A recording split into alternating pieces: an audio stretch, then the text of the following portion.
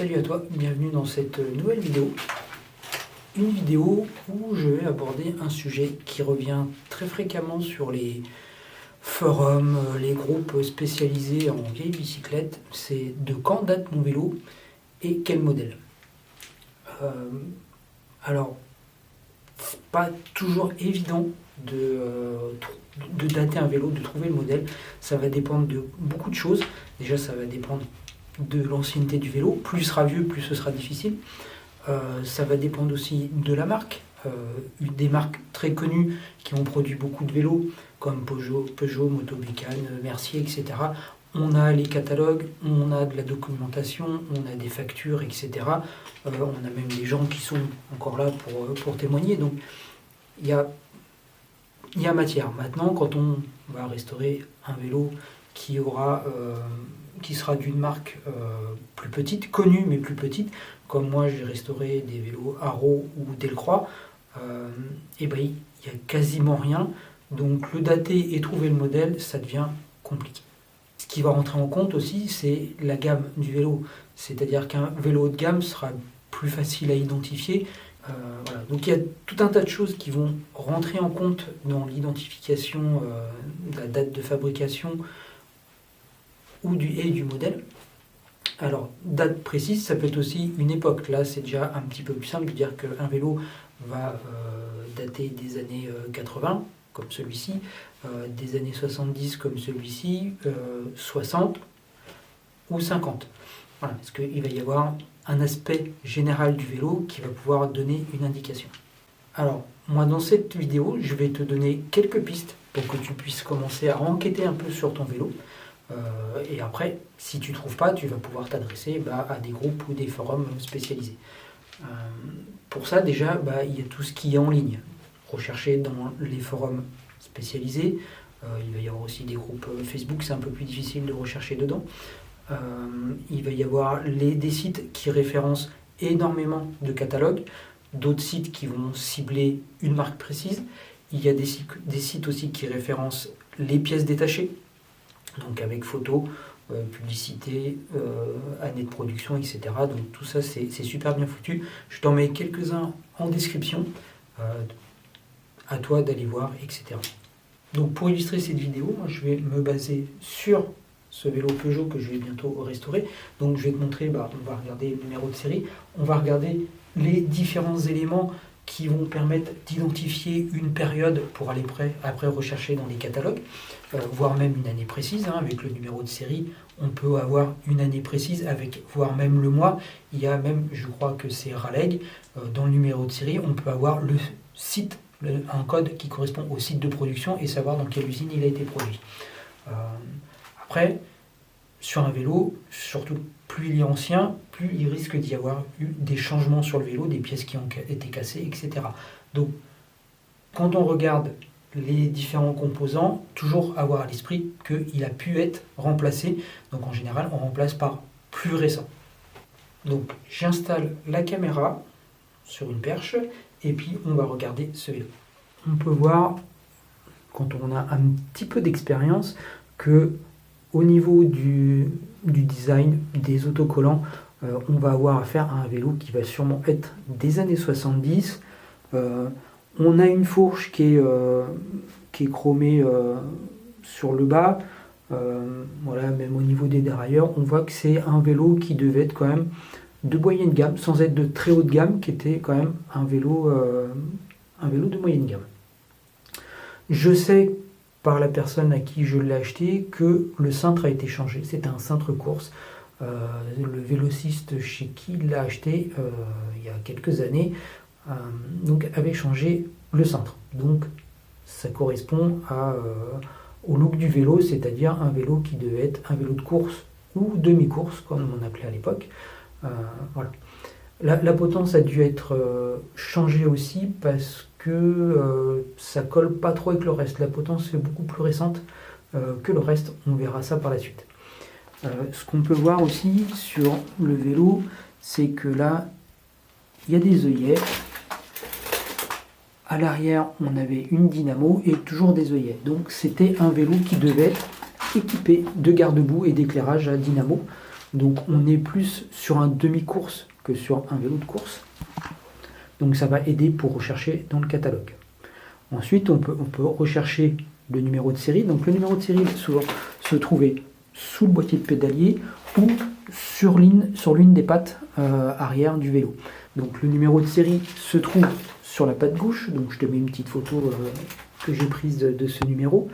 On a le numéro de série qui commence par Y. Donc là, je ne sais pas à quoi ça correspond. Après, en recherchant sur des sites, on s'aperçoit que le deuxième chiffre, le 6, correspond à l'année. Et ensuite, le 09 va correspondre au mois de production. Donc on serait sur un vélo qui a une année qui termine par 6. Donc ça peut être 66, 76, 86. 86 non, parce que ça ne correspond pas du tout aux autocollants qui sont sur le cadre. 66 non plus. Donc on va sûrement être sur un vélo de 76 et qui a été produit en septembre. Mais il y a des numéros de série qui ne veulent rien dire ou qui peuvent dire quelque chose à partir d'une certaine année et qui avant ne veulent rien dire. Chaque fabricant a ces numéros de série. Il y a, surtout pour les très vieux fabricants, il y a un moment donné, ils ont été obligés de repartir à zéro sur les numéros de série, etc. Donc c'est pas non plus quelque chose d'exact. Quand on passe le milieu des années 70, ça commence à se structurer un peu plus, c'est déjà un peu mieux. Mais avant, c'est pas non plus quelque chose d'exact. Alors on va rechercher sur les éléments des dates qui peuvent apparaître. Donc en le démontant, ça sera plus simple parce qu'on aura accès à plus de pièces sur le dérailleur, sur le pédalier, etc.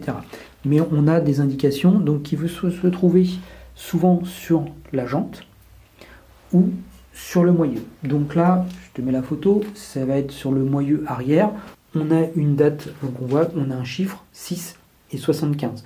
Le 6 pourrait correspondre au mois, c'est-à-dire juin, et 75 à l'année. Donc juin 75. Ce qui n'est pas trop déconnant par rapport au numéro de série de 76 parce que les fabricants avaient du stock de pièces qui pouvaient être fabriquées largement avant, ils n'étaient pas en flux tendu, donc ils utilisaient des pièces qui devaient être fabriquées par la suite. Ensuite, on peut avoir la même chose sur les pédales. Alors, on peut avoir la même chose sur les manivelles, donc ça va se trouver à cet endroit-là. Là, il n'y a rien. Par contre, sûrement les deux, j'ai pas regardé la deuxième, mais sur celle-là, donc j'ai une date. Je te mets la photo parce que c'est pas très visible.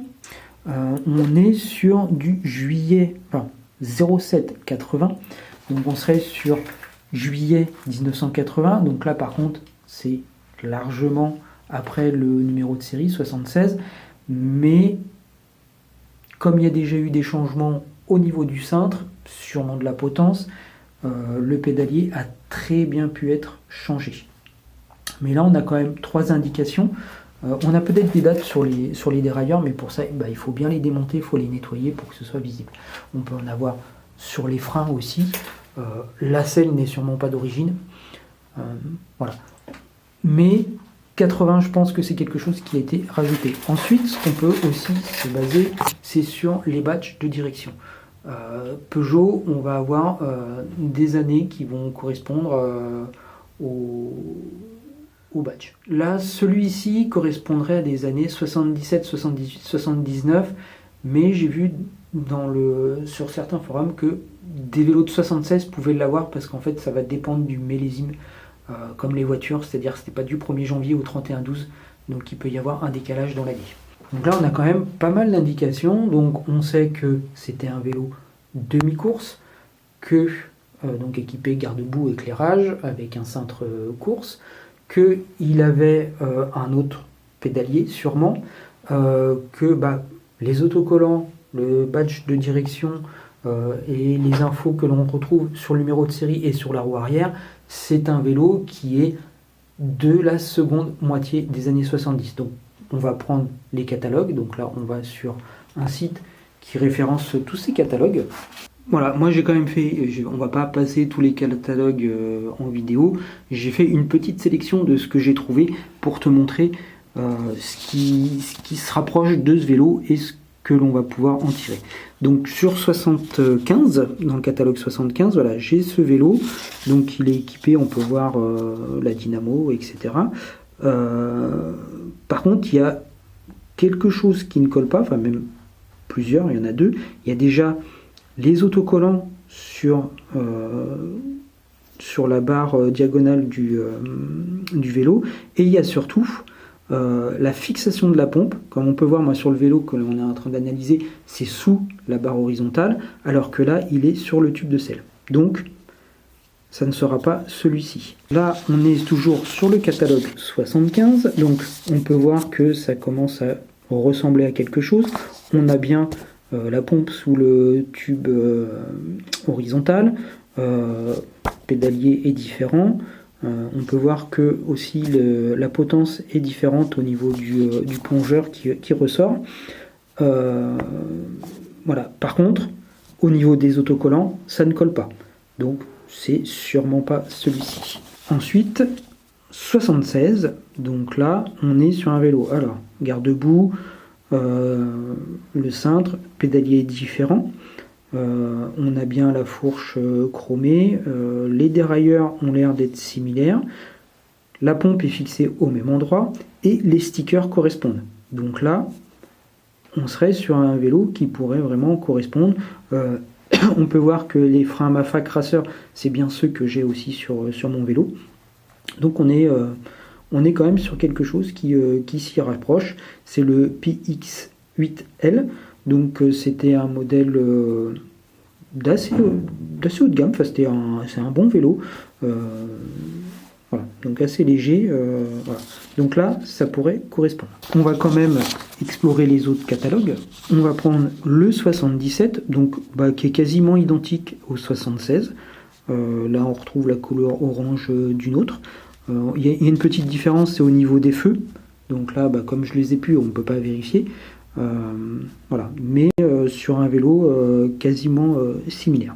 Donc ça confirme un peu ce que je pensais, que voilà, le vélo doit être un PX8L. Si je compare au vélo de 78, donc toujours le PX comme ça correspond, je vais rester sur le PX8L. Là on peut voir qu'en 78, la fixation de la pompe change de place et va sur le tube de selle. Donc là, il est sûrement pas de 78. Donc si je compare à 79, j'ai le PX8L qui est là. Donc la pompe est bien fixée toujours sur le tube de selle. Les autocollants peuvent correspondre parce que c'est la période. On retrouve par contre une potence qui est à peu près similaire à celle qui est installée sur mon vélo. Mais voilà, la fixation de la pompe n'est pas du tout bonne. Et ce qu'on peut voir aussi quand on regarde, comme je le précisais, c'est pas toujours exact, il peut y avoir des changements en cours d'année. On a toujours sur un catalogue de 79 un PX8M, donc juste la gamme en dessous, où les autocollants ne sont plus du tout les mêmes. Le pédalier n'est plus du tout pareil, etc. Donc là, on a vraiment un changement entre deux catalogues de la même année, voilà, mais peut-être édité à une date différente. Donc revenons au catalogue 76-77. Donc on a un vélo qui est quasiment similaire en dehors du changement de phare à l'avant et à l'arrière, qui sont un peu modernisés. Sinon, le reste est similaire. Donc, comme moi, le numéro de série commence par un 6, je vais pencher pour ce modèle donc de 76, un PX8L. Voilà. Donc là, ça a quand même été assez facile parce que c'était une marque, c'est Peugeot. Il y a beaucoup de documentation, il y a beaucoup de catalogues, il y a beaucoup d'infos sur les forums. Donc, c'est vrai que c'est assez simple à identifier. Donc voilà. Rechercher une date et un modèle, ça peut déjà des fois être long, comme je le disais. Voilà. Ça dépend de beaucoup de choses. Moi, je trouve que c'est intéressant, on en apprend sur le vélo. Alors, je le fais pratiquement sur tous les vélos que je restaure, alors avec plus ou moins de succès, mais je retrouve au moins des infos sur la marque. Voilà, c'est des choses que j'aime bien quand je restaure un vélo. Voilà, ça me rapproche du vélo et ça me permet de me l'approprier. Donc je recherche un peu son histoire. Après, il y a des fois, j'arrive à retrouver des anciens propriétaires parce qu'il y a une plaque, etc. Et il y a des fois, je ne retrouve rien, comme ce vélo moto bécane de mon grand-père. Je te mets en photo. Donc ça, je l'ai restauré il y a quelques années. Il doit dater fin 60 ou tout début 70, sauf qu'il n'est sur aucun catalogue de cette période. En fait, c'est un mélange de deux modèles. L'arrière correspond à un modèle et l'avant correspond à un autre modèle. J'ai été me renseigner sur des forums, etc. Et en fait, tout le monde sèche. On ne sait pas d'où vient ce vélo motobécane. Est-ce que c'était un vélo qui a été fabriqué à l'étranger? Peut-être, on ne sait pas. Voilà. Donc là, en dehors d'une vague période, parce que les autocollants vont correspondre à cette période, sinon je n'ai aucune info sur ce vélo. Et pourtant, il appartenait à mon grand-père. Mais il n'y a pas de facture, il n'y a rien. Donc, voilà, je ne peux pas en savoir plus sur ce vélo. J'ai aussi restauré cet été le terreau là que je mets, grâce au numéro de série, j'ai pu voir que c'était un vélo qui avait été fait en 1958, et en recherchant dans les catalogues, voilà, j'ai retrouvé le catalogue 58 avec, je pense, le modèle qui correspond. Voilà, donc voilà, moi ça m'intéresse, ça me plaît, c'est intéressant. Si tu as fait tes recherches et que tu coinces quand même sur certains points ou que tu as un doute, n'hésite pas à aller dans les forums, montre ce que tu as cherché, parce que les forums sont vraiment envahis de demandes de dates, demandes de modèles, voire de monétisation du vélo, d'estimation de prix du vélo. Donc ça agace un peu à un moment donné, surtout quand la personne arrive et qu'elle a fait aucune recherche. Donc à partir du moment où tu as fait tes recherches et que tu sèches ou que tu veux une confirmation, tu y vas, tu dis voilà, j'ai cherché, j'ai trouvé ça, je pense que c'est ça, qu'est-ce que vous en pensez? Voilà. Et là, tu auras une réponse et des gens qui vont être très aimables avec toi. Donc voilà, donc beaucoup d'éléments pour identifier un vélo. Il y en a encore d'autres, parce que là j'ai fait au plus simple, mais il y a des choses comme les raccords de tubes qui vont permettre d'identifier, les pattes arrière aussi qui peuvent permettre d'identifier, enfin il y a tout un tas de choses.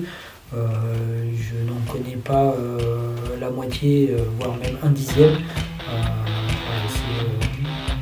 En tous les cas, merci d'avoir regardé cette vidéo. J'espère qu'elle te sera utile. N'hésite pas à liker et partager. Moi, je te souhaite une bonne journée.